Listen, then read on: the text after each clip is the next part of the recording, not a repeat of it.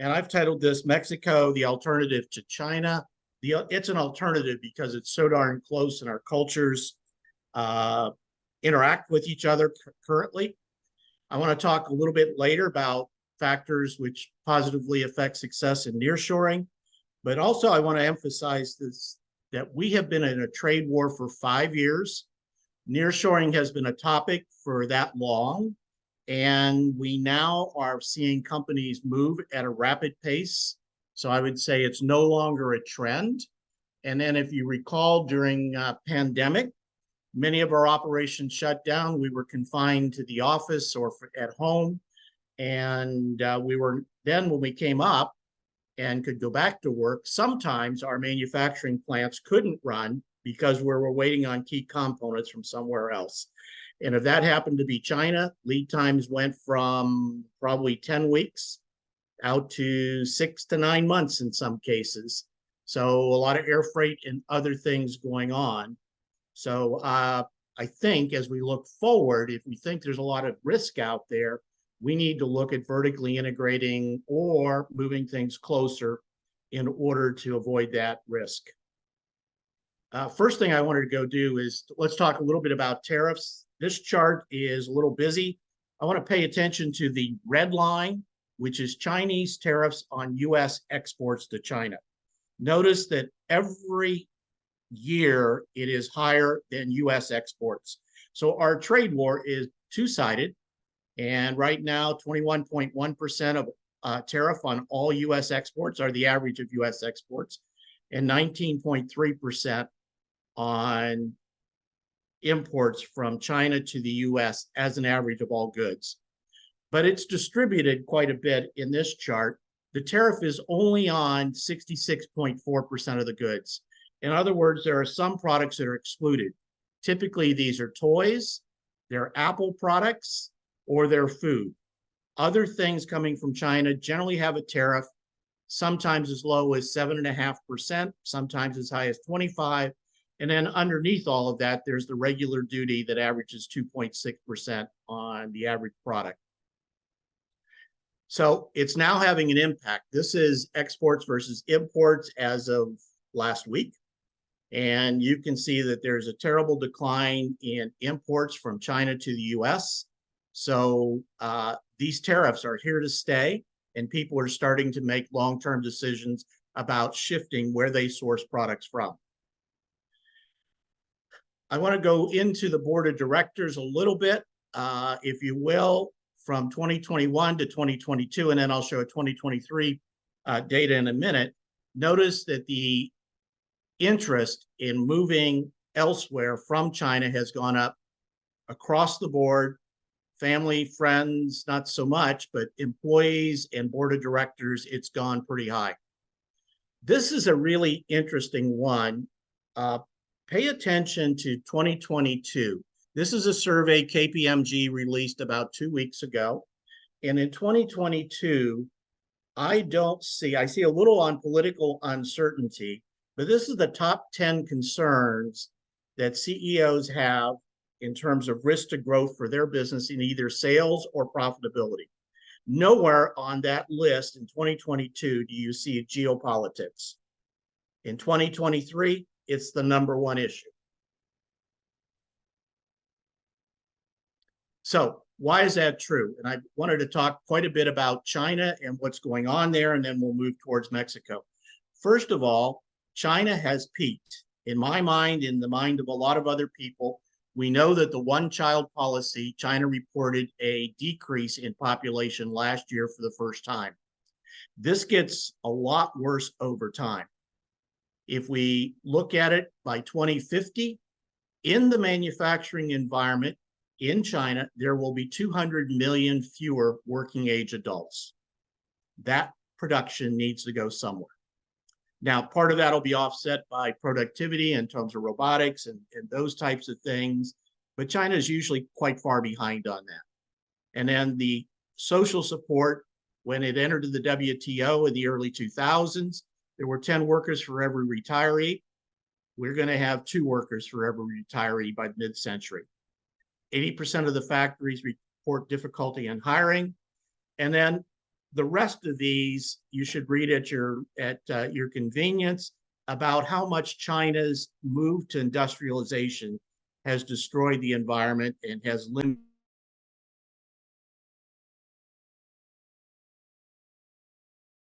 Jeff, you went on mute for some reason.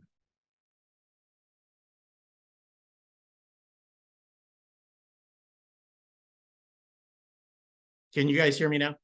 Yes, you're back. Now we can, yes. Okay, I'm sorry. I want to call attention to the second to the bottom bullet point, how much China imports of its raw materials to support its economy.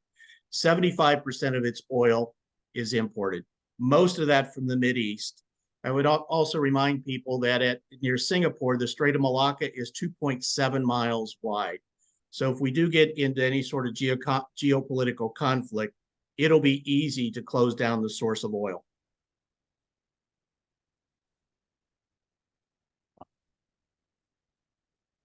Now I'm trying to advance the screen and it's not letting me. There we go. This is some data on population. To the left is Mexico's population. To the right is China's. Notice that there is a great absence of people or shrinking of population age 25 through 29 down through the bottom of the chart. The one-child policy right now, they're producing about 1.2 children to every couple of childbearing age. It takes 2.1 to sustain the population. Then we have, I will say, President Xi's ambitions and miscalculations. He's made a couple of comments. I want to call your attention to the couple at the top. He's calling for the great rejuvenation of the Chinese nation, be a dominant world power by 2049, which means Taiwan's included. However, he's not going to live to 2049. He has told his military to be completely ready for unification of the motherland, and he's told them to be ready by 2027, and that's to take Taiwan. I don't know if he'll do that or not, but if he does that, then I think the whole world changes in terms of the supply chain again. If that happens, if there's missiles flying and submarines launching torpedoes, the bottom bullet says nothing is going to cross the Pacific Ocean for a month, 2, 3, 6, 2 years until we settle, kiss, and make up. I want to go into economic performance a little bit. This is a chart of returns on investment if you were to invest. MSCI is an investment index which China first started using in 2003. If you had invested $10,000 in China there in their stocks, you would be worth $19,000 today. So a good return, a return.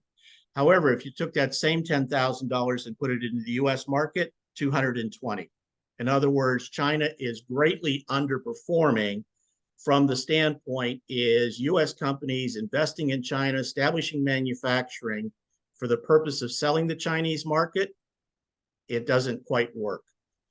The highlight in red at the top of the thing is foreign direct investment. This is the amount of money going into China to build factories and that sort of thing from other countries. It's down 13%, as a consumption of the world's foreign direct investment in 2010, 13% of all the dollars that were invested outside your country went to China. Now that's 1%. And in fact, it's now, this is my take on China opening up, which is what we're hearing in San Francisco. But this is foreign direct investment on a line graph. Last quarter is the first quarter since about 2000, maybe even before that, where it's negative. So people are no longer investing in China.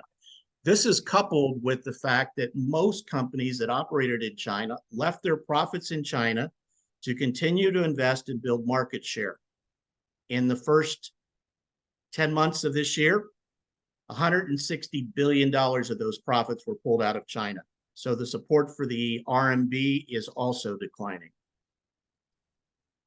However, so that's the China situation. Now coming back into the C-suite, what's important to CFOs, what's important to the CEO, and that as they look at reshoring or sourcing elsewhere. The number one criteria is still We want it to cost less. So we're looking at total cost of ownership. Proximity to the market and all those other things are good, but cost is the primary consideration. The biggest barrier to sourcing products elsewhere, and this again is prior to the KPMG survey, where the CEOs are now greatly concerned about geopolitical risk. It's always been price. I want to comment one more thing about geopolitical risk. The number of months from when Putin was rattling sabers in Russia about Ukraine to the invasion, 2. The number of hours between Hamas invading southern Israel, none. The number of months between the U.S. imposing an oil embargo on Japan prior to World War II and Pearl Harbor, 4. So if those things happen, it takes a lot longer to move production or move your purchase orders than that time that's allowed. This is an interesting study. I want to get to cost. Look at the second bar from the left. This is the cost of making a reasonably complex industrial product in China at $1,000. Notice the 27% difference up there speaks to tariffs and other sorts of things. If I made that same product in the US, Texas, perhaps $1,376. If I made it in Mexico, $771. If I made it in Vietnam, $761. Now, this study is 2 years old, and it is defective because it only looks at, it assumes that 524 is raw material or component costs, and it assumes that it's equal in every country. And that's simply not true. China heavily subsidizes in steel and aluminum. Resin is less expensive in the US and Mexico, but all of the things above the 524 are true. This is I think a perception out there is that China is very competitive in labor cost. This is a line graph of Mexico's factory wages versus China's factory wages. And in 2015, Mexico has become less expensive in their factories than China in its factories. The reason the line is choppy is the Mexican peso has this tendency to devalue. There's an election and it goes the opposite direction quite quickly. So it is a net US valued in US dollars. So you're seeing the offsetting effect of a volatile peso. So this chart speaks about production worker annual cost around the world. Of course, we have the US and Germany, United Kingdom, Western Europe quite high on the left. China is dead set in the middle. And so if you're looking at relocating from Chicago, Detroit, Dallas towards Mexico, or towards China, it's always been a good deal. But Mexico is second on the right. Average labor cost in Mexico, fully loaded, labor, benefits, overhead, vacation is substantially less than China now. This is the other concern we have is we're looking in the US. This is the US labor force participation rate. I think the latest unemployment number is 3.8%, but I think this is more disturbing. Since the dip for COVID in 2020, people have not come back to the workforce in the same numbers as previously. And if we look at that, if you have a manufacturing operation, plant, distribution center, it has been difficult to hire in the last couple of years. The reality, okay, so we know that China, we saw the decline in the line graph of imports from China to the US. So I wanted to know where they went. Where did the imports go? Did it go to Mexico? Mexico's sitting in the middle. And the answer is some. The largest gainers are Asia, Vietnam, the smaller ones, Thailand, and those aren't showing. But Vietnam gained a lot. And most of my colleagues out there, when they call me on the phone, they say, get me out of China. I am having some in the last several months that Vietnam is stressed. Absentee rates are up. Quality is getting some issues. In other words, Vietnam has grown too fast. It's not yet in control and is out of capacity. So this one speaks to about what's the import impact on the 25% tariff in certain product sectors. And so we have China is the red bar at the bottom, or the red part of the bar at the bottom, Mexico in green, and then rest of the world in blue, and others when they're significant. So in, for example, IT and hardware, there's a very strong Mexican industry. And as China's gone down, it has expanded some. In auto parts, we know that the largest industry in Mexico is the automobile industry, followed by aerospace and medical devices. Mexico has grown modestly as China has stayed about flat. If we look at furniture to the right, China has decreased a lot. Mexico, Thailand, India have gained a lot. Excuse me, Thailand, Vietnam, India have gained a lot. Mexico hasn't taken advantage of that. And yet this is despite the fact that there's 600 existing furniture factories in Mexico. So I wanted to look at foreign direct investment. Where is the money being poured into Mexico? Where is it from? So 35 billion was invested in Mexico foreign direct investment last year. Of that, roughly half is the US, and of that, roughly 47% is from the auto industry. If we look at China, because there's a lot of headlines down in Mexico about the Chinese are coming, notice that last year it was 0.8% of all the foreign direct investment. Barely a section on the pie chart. All of Asia, 3.3 billion. So it's not yet from China to Mexico. It is still US to Mexico. However, I point out to my Mexican colleagues is investments in the auto industry, just announced by GM earlier this week, 13 billion, and other in terms of EV totals 223 billion. So in other words, Mexico right now, the movement of the auto industry in Mexico and other things in Mexico are grossly underperforming the decline that should be there based upon imports declining from China. This chart is kind of interesting. This shows trend in light vehicle sales, which is down slightly from the early 2014 to 2023. But these are some big significant threats, which means there's going to be capacity opening up in Mexico for other products. The average EV has 30% less labor content than an internal combustion vehicle. An engine, EV engine has 20 parts, internal combustion has 2,000 parts. Another major threat is gigacasting, which Tesla's using, Toyota's using, Nissan are using. It greatly reduces the number of parts in manufacturing. In this case for Tesla, 171 parts down to 2. So that's how much less welding, how much less fastening, how much less machines running. Toyota reports 3 hours of labor going down to 3 minutes. And then, so I tell the Mexicans is if you have a strong automobile industry investment, you need to start thinking about making others. This chart just shows that investments over time in Mexico are basically noisy but flat.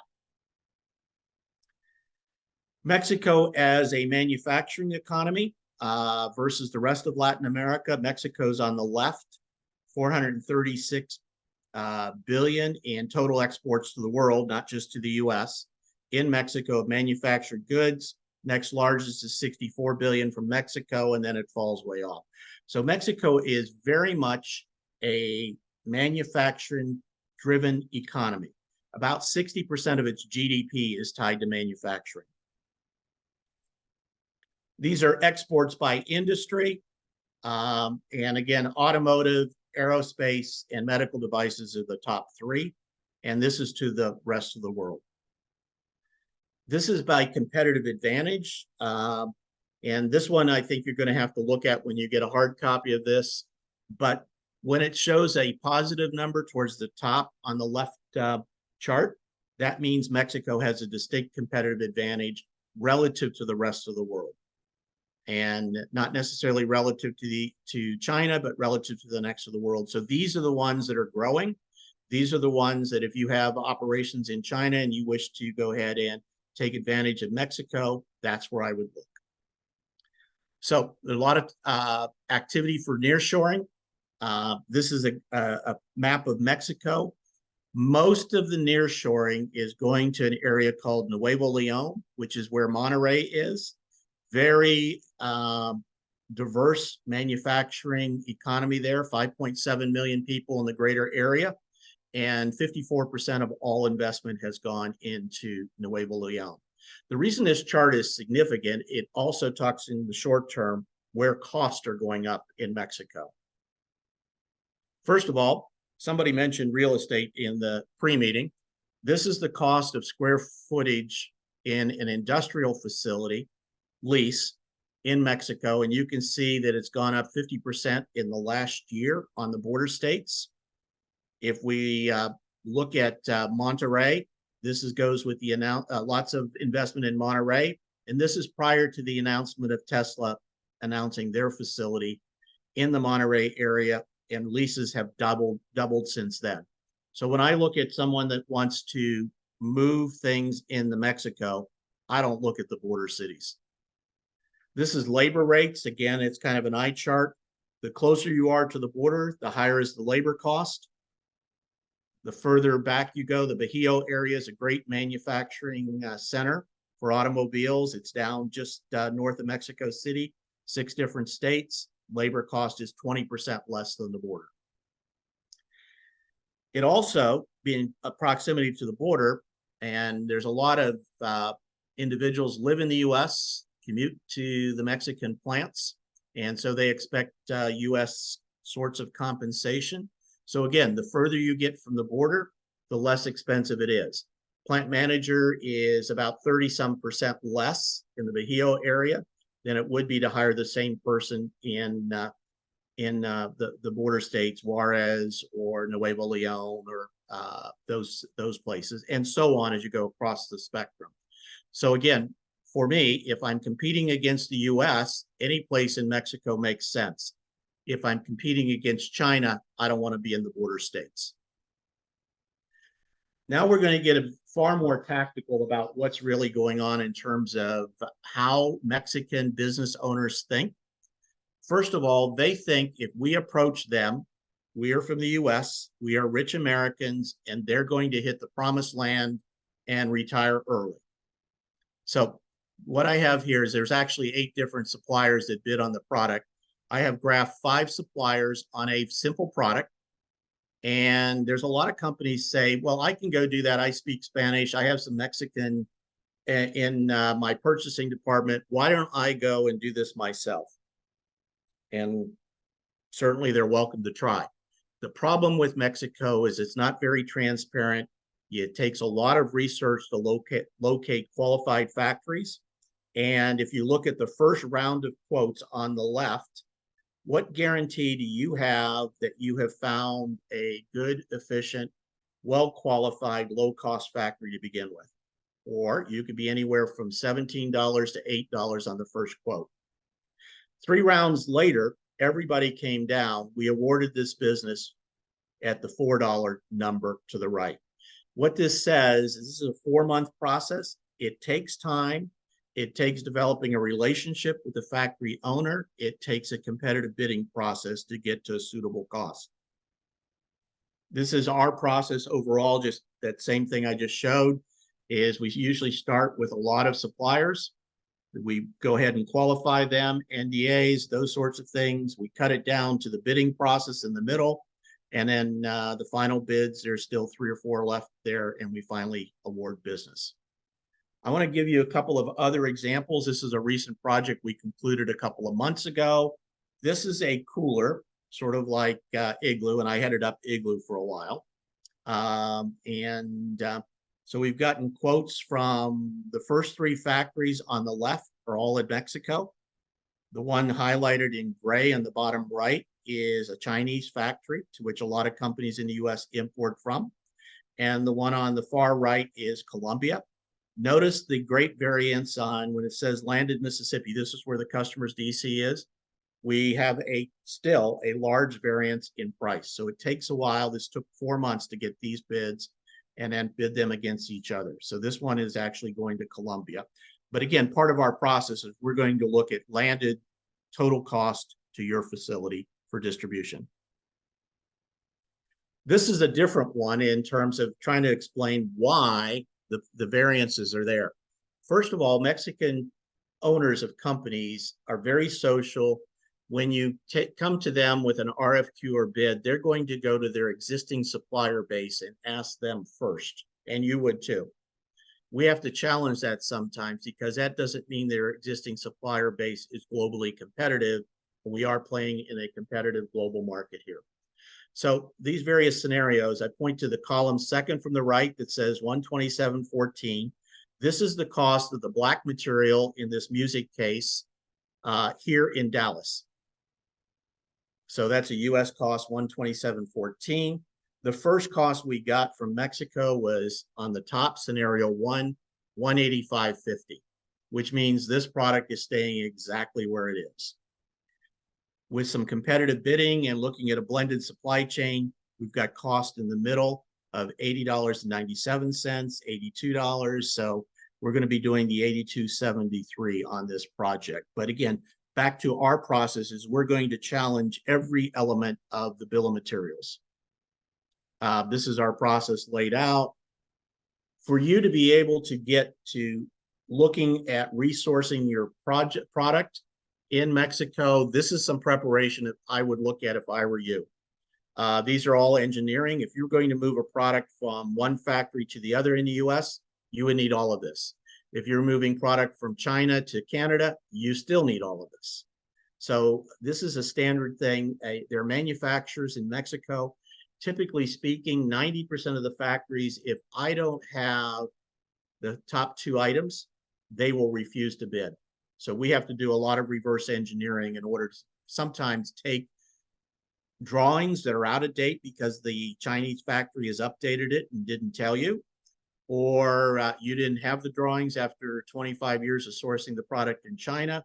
So sometimes we'll take a sample and we'll reverse engineer it and then give you the drawings for the cost. Factors favoring nearshoring in general are these. 301 tariffs on the product. That's the one I'd look at taking south or onshoring if I could, because you probably have the greatest promise. And it's really not just 301 tariffs of 25%. It's the 2.6% average duty, and it's the 5 to 7% commission you're paying to a broker or agent on your behalf in China if you're a large volume purchaser. If you're a smaller volume purchaser, you're probably paying anywhere from 7 to 15%. Potential cost reduction, I throw down the last one. China has an advantage on metal. Houston's the resin capital of the world. If you could redesign from metal to plastic, and there's 800 different resins out there that have similar properties to metal in some cases, it reduces the weight considerably and may reduce the product cost. Consider this, if you have 5 parts that you're made of metal and you're fastening them together, you can make that entire part in 5 parts in a single injection mold. That's where the labor savings comes from and the process savings. Additional factors that favor nearshoring are, and I use this, you want products that have lower inventory turn, particularly if you're in the private equity world, you're concerned about inventory. It's about working capital a lot of times. You want lower energy product. That is to say, Mexico is constrained somewhat like Texas is right now on the amount of energy available. So if your product is very energy intensive, you might want to leave it in China. The availability of factory labor is certainly there, and lots of US factories are experiencing labor shortages. And for us, you want boots on the ground so that you can interact directly with the factory, but lots of good factors there favoring that. Narrower product mixes obviously work better during a startup. Start up 1 or 2 items rather than 50. Your risk is a little bit lower. I wanted to talk to the types of manufacturing available in Mexico, and these are the same types that you would have somewhat around the US. The first one is contract manufacturer. That's where my firm specializes, although we help with the others. That is to say, you have a factory you're buying from in China.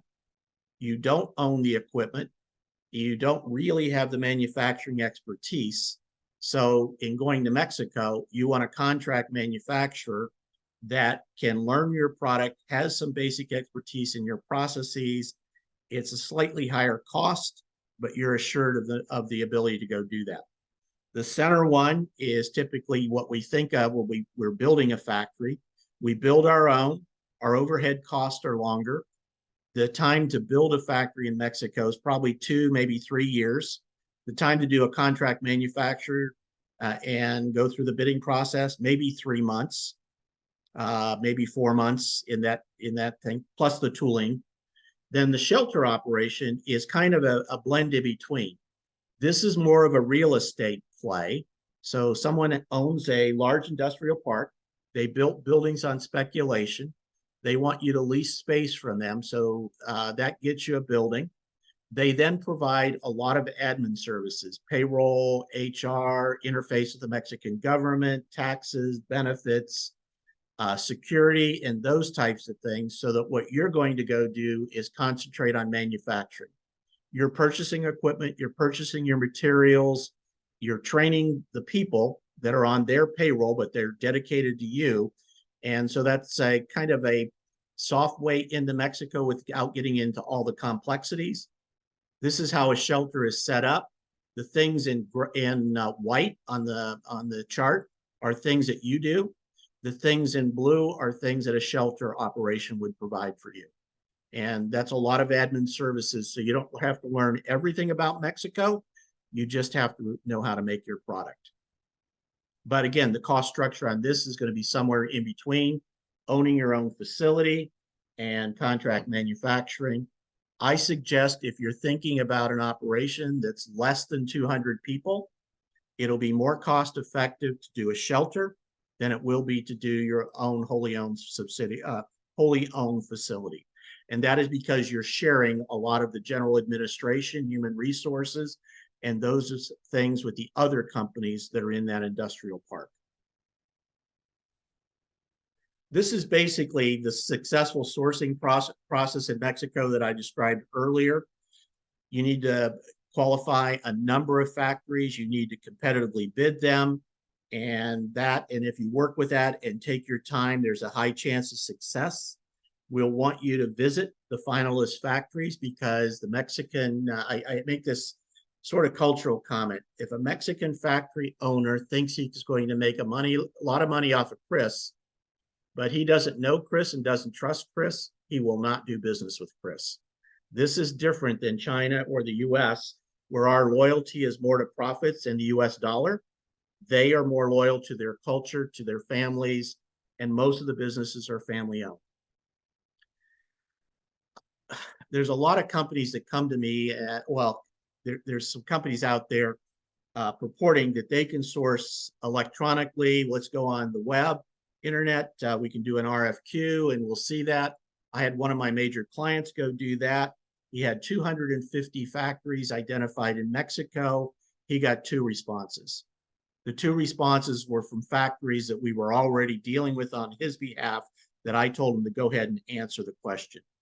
Mexicans want to do business with somebody they know and trust. They will not go ahead and respond in general. Well, this is the other way of sourcing, and I've done this. I go to a major trade show in China, Hong Kong, or Canton Fair, Shanghai Hardware Show, or whatever. There's 20,000, people distributing or showing products there. I can point at something. I can ask them to change it and that sort of thing. And I can usually do it pretty quickly. The Chinese will respond to an RFQ fairly quickly. You might have a bid in 30 days. In Mexico, if you have a bid in 30 days, I guarantee you're paying way, way too much for the product. Our sense of speed in the Western world works against you in Mexico. This is another one that I have out there. From time to time, I get a retailer, I get somebody else contact me, and all they want to go do is what I call counter sourcing. Point at something in a showroom and tell them I want to make it out of blue, I want it bigger, I want it smaller, I want it faster, I want it this. This does not work and it doesn't exist there. There are no factories with open tooling waiting for you to talk to them. Almost everything is contract manufacturing and dedicated manufacturing to you. I promise that I always have to talk about security in Mexico. The murder rate in Mexico is about 4 times higher than the US. It is typically concentrated in the border cities, or Sinaloa, which is El Chapo, that cartel there. And it is, generally speaking, 2 cartels fighting it out for drug distribution or people trafficking rights. The rest of it is pretty calm. And as I tell people, coming down to the murder rates, Mexico is 28 for 100,000 people. The US is 7. However, if you're a visitor, no one is attempting to kill visitors from the US. In fact, that rate is 0.26 per 100,000 visitors. And then I listed a number of cities in the US, and there are sections of those cities that you wouldn't go to. I live in Dallas. I wouldn't go to Deep Ellum at 2 o'clock in the morning either. So the highest danger is when 2 cartels fighting it out for control. So the violence is Mexican on Mexican. The Mexicans know that. If your host says he doesn't want to go somewhere, don't ask him to take you there. He'll take you where it's safe, where he's going to be protected, and he knows the area just like you know it in your city here. I'm sure there's certain areas that you don't go to in the cities that you all live in, or the areas that you live in, because you know crime is higher there. So when I said that nearshoring is no longer just a topic of discussion, it's a trend. These are announcements so far this year in Mexico. Tesla has a gigafactory. The subsequent announcement to that is 3 Chinese companies have announced that they're building factories to go ahead and feed the gigafactory outside of Monterrey. There are lots of things happening now. I would also mention this just anecdotally. One of my largest partners in Mexico used to get 1 or 2 requests for quotations per month. He now gets 20 per day. So everybody's interested, and he doesn't have the time to respond to 20 per day. So it's going to be relationship oriented, whether you even get an audience or return phone call. This is where Mexican potential exports can be. These are the industries they're very strong in. This is what Morgan Stanley projects will happen to them over time. And by the way, Mexico is a larger exporter of goods to the US now than China. That's the first time that's happened in history. And with that, I'm going to stop sharing. I have some other pieces behind there that you can look at your leisure, but that basically is my conclusion, and I'll take questions at this point. Thank you, Jeff. Really appreciate it. One of the questions I'll take on myself, because that was about the presentation. It will be sent out with the video as well. So I'm smart enough to answer that. The rest I will give to Jeff. So the one I saw in here in the chat, one is talking about VAT. So for cost comparison, do you include VAT for Mexico, or do you leave it out? No. If you buy the goods, well, first of all, there's a program called EMEX. EMEX is a government program that allows you to import things in Mexico and re-export them duty-free. So that's typically the maquiladora operation that we used to think about a few years ago. And by the way, I built 2 plants in Mexico, and I operated maquiladora down there for 10 years or so. So that's the first thing we want, and we will not put you with someone who's not EMEX qualified, so that I can import things from China, essentially in bond. And when the value-added content of the product is over 50%, I can export those to the US, and you don't pay the China tariff on those components. Having said that, a sale in Mexico from a Mexican company to another Mexican company, US company to Mexico, has a value-added tax, 16% in general. So you can also, companies have to pay that tax if you're doing that. However, companies can get a VAT exemption from the government, which basically says they don't pay the tax. They document that they didn't pay the tax when they export the goods. You know, it all balances out. If you import goods and you don't wind up exporting them, the federal government is going to collect that tax at some point. So that's where VAT comes in. There's some other tax things in there. I would highly suggest you get yourself a CPA that's used to dealing with Mexico and go through that. Or you get a firm that tells you that the factory you're dealing with is EMEX qualified, has the VAT exemption, and the other things that eliminate that risk. Thank you, Jeff. The other question was regarding labor efficiency. Do you see a difference between the different states, or is it fairly similar? Example was mentioned here regarding China, inland versus the south. Yep. So what about Mexico and labor efficiencies? Okay. Well, first of all, the area south of Mexico City, Chiapas, that area close to the Guatemalan border, that is farm and agricultural. Labor efficiency there would absolutely be bad. If we come into the northern 2/3 of Mexico, it's going to be pretty good.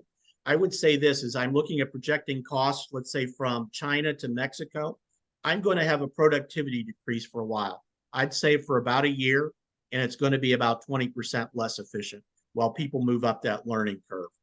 I will also tell you when I built my factories in Mexico and operated those, we were more efficient than similar products in China from an output per man hour. Now, those businesses eventually closed because no one buys those kinds of products anymore. Any place in the world, innovation and products change, so those plants no longer exist. But I think I would look at it that. Now, coming down through Mexico, I think you can achieve reasonably high efficiency within 1 year, any place from the border states all the way to Mexico City. It's like the US. I've seen greatly efficient US plants, and I've seen some that are an embarrassment and need to be turned around.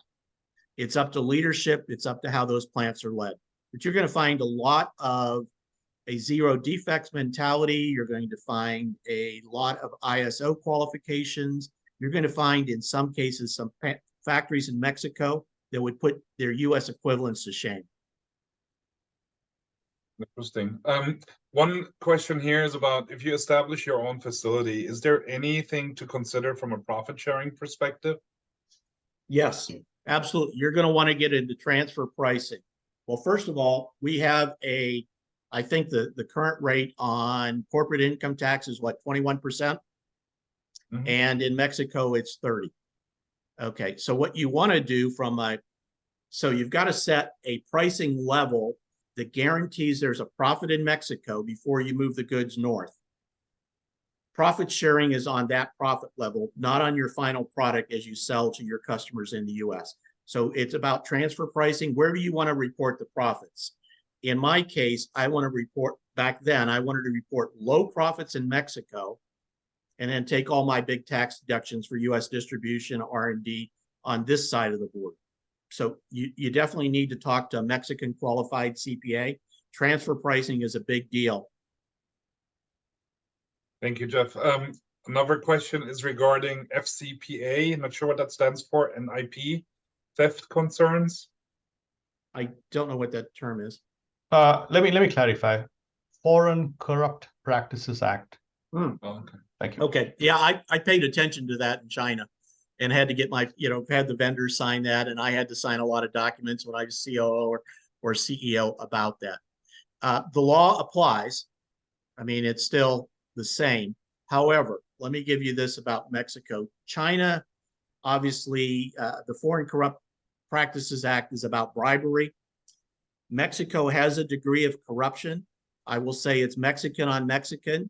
When I built my plants in Mexico, I sat down with the governor of the state and said, you will never, federal government, state government, municipal government, ever ask an American for a bribe.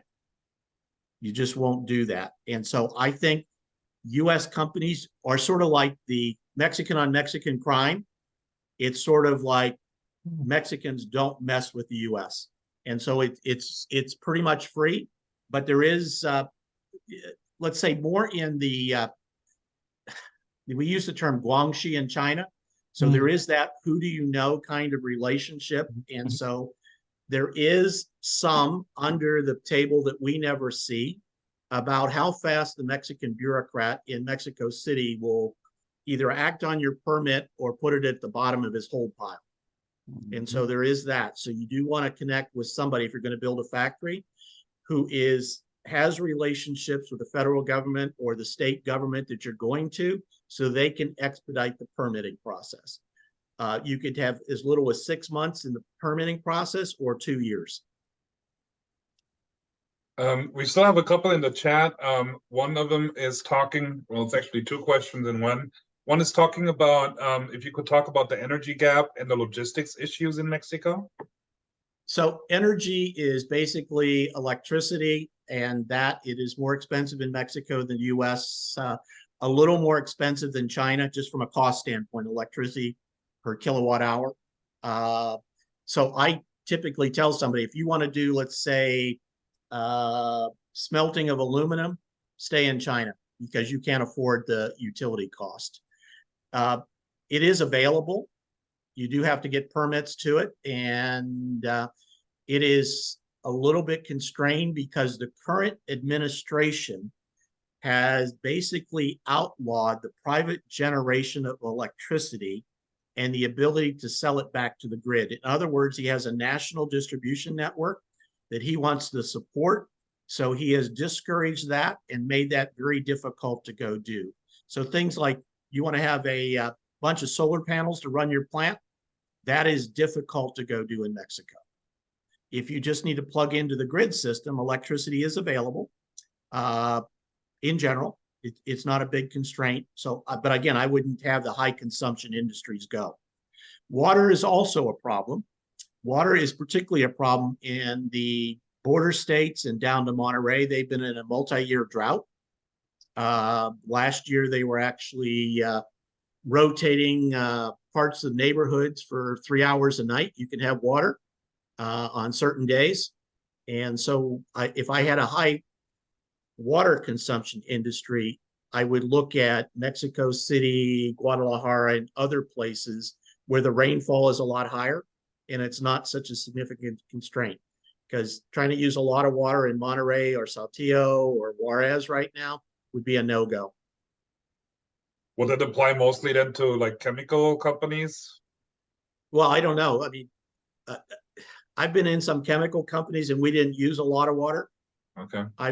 So I think it's highly dependent upon the process. I've been in some food industries, like let's say Frito-Lay, that uses one heck of a lot of water in potato chips. Mm-hmm. You know, that'd be a difficult business to move right now. Another question we have here just came in as well. Employee turnover. I mean, you know, in the States, we had a couple of increase here. How is that looking like when you look at Mexico compared to China? Okay. Well, I don't know what it is in China. I know there's annual, and I've had factories in China before. I don't know what it is currently. What I noticed in China, I would have high employee turnover coming back from Chinese New Year. People would go back home to their home provinces, come back, you know, maybe not come back, maybe stay there or go look for another job during the Chinese. So I think in some cases after Chinese New Year, there's some difficulty about quality and staffing. And maybe that turnover is 15 to 30%. I don't know. You know, back then it was when I had my factories there.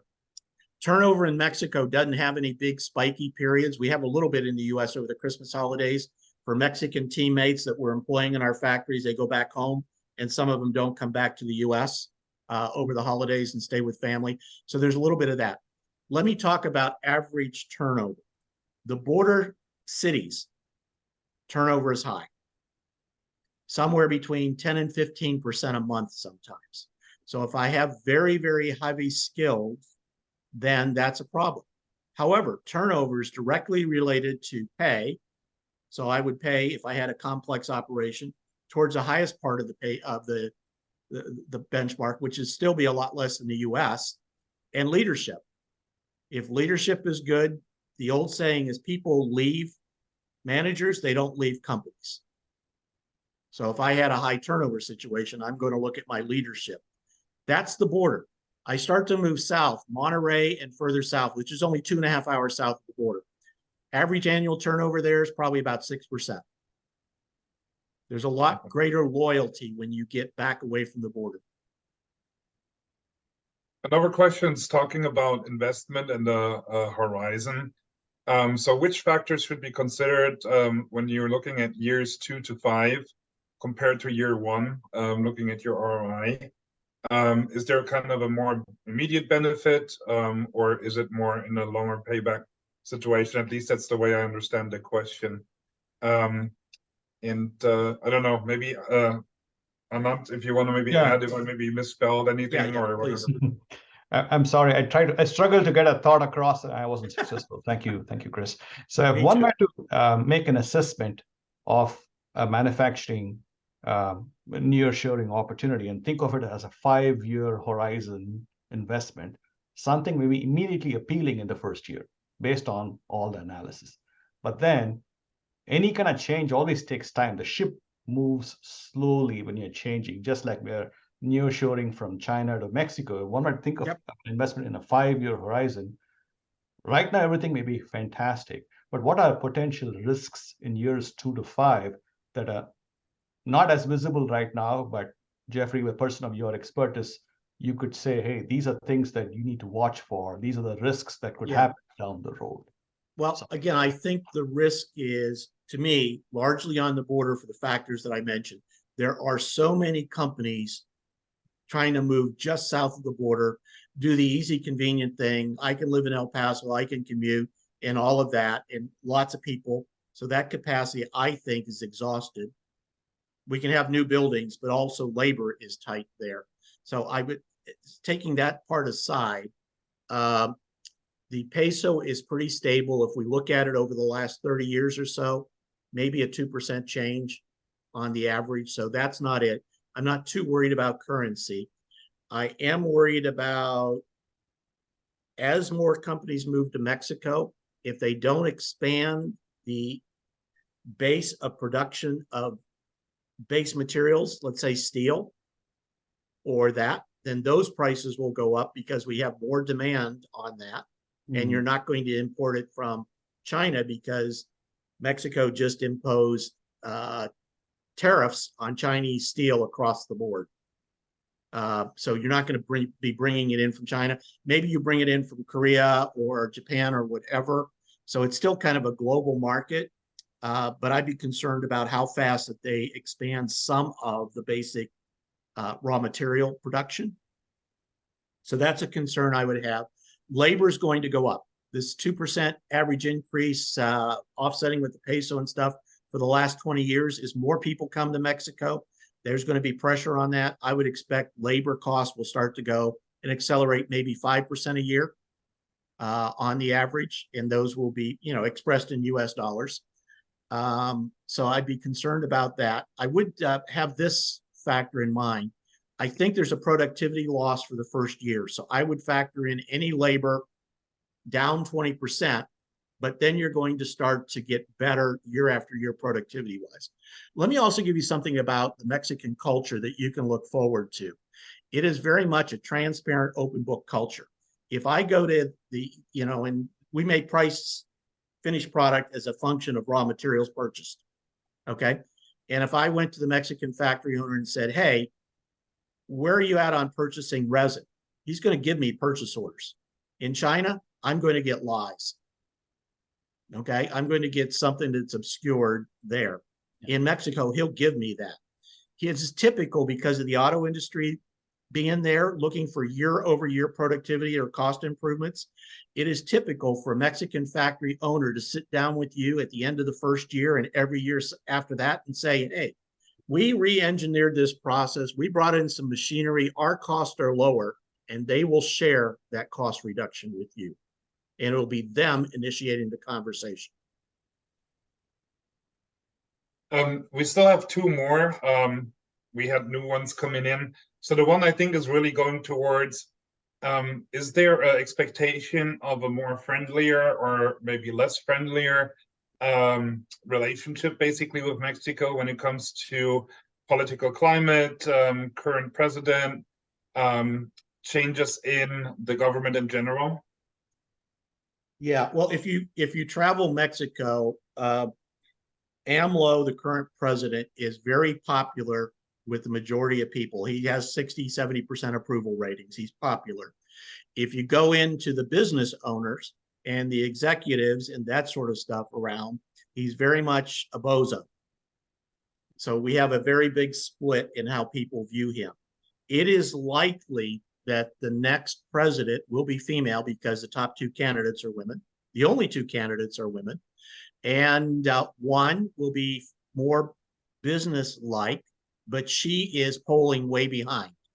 The one who's presently mayor of Mexico City from the Morena party is and does sound more business-friendly. So we believe in general, and again, you're asking me a question like who's going to win the national election in the US and what's that going to go do for things, but it is generally perceived she is more business friendly and she comes a bit more from business than she does from the high socialist kind of background that AMLO is from. Okay. But so I would suggest the pendulum always moves and it moves back some. I would think it's moved over here in terms of being very socialistic, and it's going to move back to the center, but not where the previous parties have been. One last one in the chat is about industry clusters in the different regions. So do we have different clusters in the regions like we have in China, or I would say even partly here in the US? Absolutely. So for example, appliances is a big industry. That is generally clustered in the greater Monterey area with 70 manufacturing plants doing Whirlpool, Frigidaire, their own brands of appliances, generally in that area. So there'll be a cluster of that. Electronics is generally clustered towards Baja California, Chihuahua, Guadalajara area is known as the Silicon Valley of Mexico. So there's more software over there. Metal bending, and those sorts of industries closer to the US. Automobile industry is centered around that area just north of Mexico City called the Bahia, or Bajío, and there's 6 states that are there. And by the way, just in terms of world-class manufacturers, BMW, Toyota, Nissan, they all have major operations there. And so that industry is clustered just north of Mexico City. Furniture is clustered over towards Guadalajara. So if you send me a specific thing, I can point you, there. But we also have to recognize there's a lot of industries that are in China that do not exist in Mexico. And so where my company predominantly works is consumer products, that which is sold in the house and garage. And there aren't a lot of finished good manufacturers. So we have to put together 5, 6, 7 parts of the supply chain in order to get that. If I'm touching automobiles, there's a ton of everybody. If I'm touching machinery, lots of everybody. So it depends upon what you're looking at.